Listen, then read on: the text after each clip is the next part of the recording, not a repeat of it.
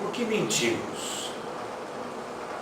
Mentimos porque aquilo que nós desejamos para nós mesmos não corresponde, às vezes, àquilo que a gente obtém como realidade. Então, é uma forma de compensação. Compensação de uma situação externa para alguma coisa que a gente quer dentro da gente.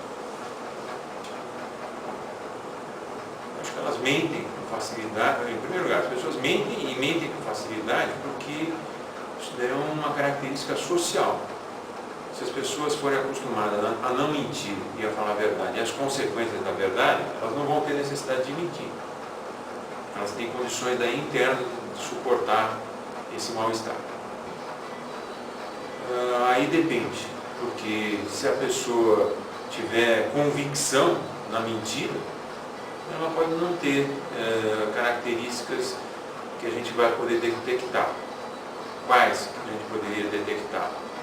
Se a pessoa fica, por exemplo, vermelha, se ela tem reações automáticas que revelariam emoções, porque ela está fazendo alguma coisa que está distorcendo uma realidade. Então, o tom de voz, a vermelhidão da pele, o jeito de ficar piscando, movimentações, se ela fica nervosa, como é que ela demonstra isso? É muito difícil a gente saber quando alguém está mentindo. Por quê? Porque essa pessoa ela pode ter, como eu disse, convicção. Se ela tiver convicção, vai ser difícil a gente poder conferir aquilo que é a realidade com aquela questão que ela está trazendo uma versão. Talvez, não sei se elas podem controlar totalmente, mas não é simples a gente saber se uma pessoa está mentindo, porque como é que a gente vai fazer o treinamento para detectar essas coisas, como eu disse, no rosto? Seria a mímica, o jeito de piscar, o jeito de se movimentar, tem a questão do tom de voz, são várias as questões aí que são realmente difíceis. Não é troco de banana que tentaram até inventar uma máquina, um detector de mentiras. Por quê? Porque mesmo a gente como ser humano, não é fácil a gente poder captar tudo isso daí. Isso daqui eu achei interessante, porque conscientemente você pode dar uma versão para uma situação. Então, conscientemente você procura obter algum tipo de vantagem controlando as pessoas ou uma versão dessa realidade que você está querendo colocar. Inconscientemente é quando a pessoa, quando ela percebe, ela já está inventando uma história. E essa história é uma história fictícia. Então, às vezes, nem a própria pessoa sabe exatamente por que ela está mentindo, que seria então a razão inconsciente. Aí existe essa questão da mentira social.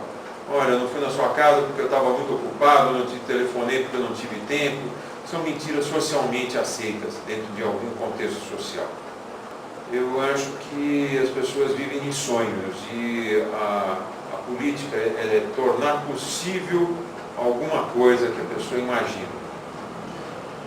Eu acho bem difícil, não sei se é exatamente uma mentira, mas são, eu vou chamar assim, promessas que as pessoas não vão cumprir depois, ou porque já não podem cumprir antecipadamente, já sabe, daí se entender esse valor de mentira. Mas a pessoa também é uma sonhadora. Está aí uma questão meio difícil para poder responder. Se a gente for pensar de um jeito moralista, a gente poderia falar que mentira é ruim. E se mentira é bom,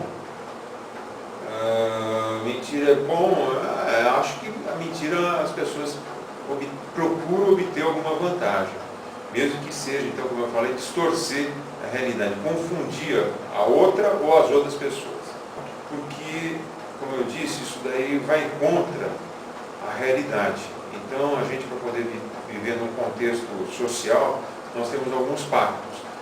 E se você não tem fidedignidade, por exemplo, se 1 quilo de algum alimento não é 1 quilo, é 900 gramas, é 700, é mais, enfim, aquilo lá atrapalha as pessoas, elas não vão poder usar, então, como uma referência. Eu vou chamar isso daqui de um equívoco.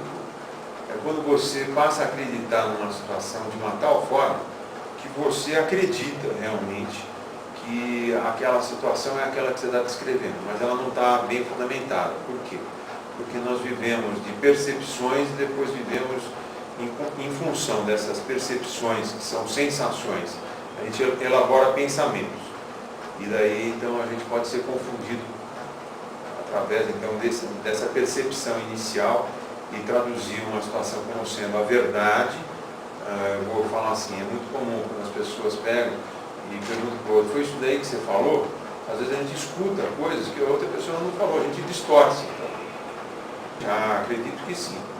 Existe, acho que assim como tem malandragens, espertezas, as pessoas tentam fazer escola a respeito de como tentar dar uma versão. O problema dessa situação é com quem que a gente vai aprender, né? Não sei, por exemplo, os pais que chegam para um filho e falam, olha, agora eu não posso fazer isso porque eu vou trabalhar e está indo fazer alguma outra coisa.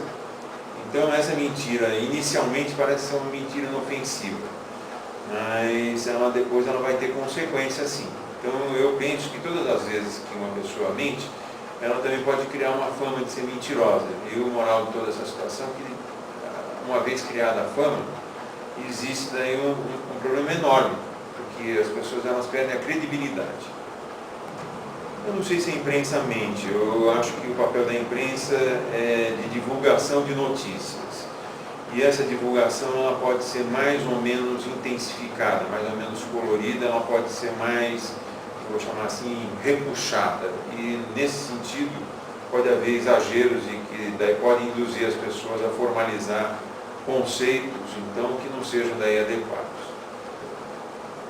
Eu não vejo dessa forma. Acho que a propaganda também é um tipo de pressão, mas mais ligada, a meu ver, ao sentido de consumo.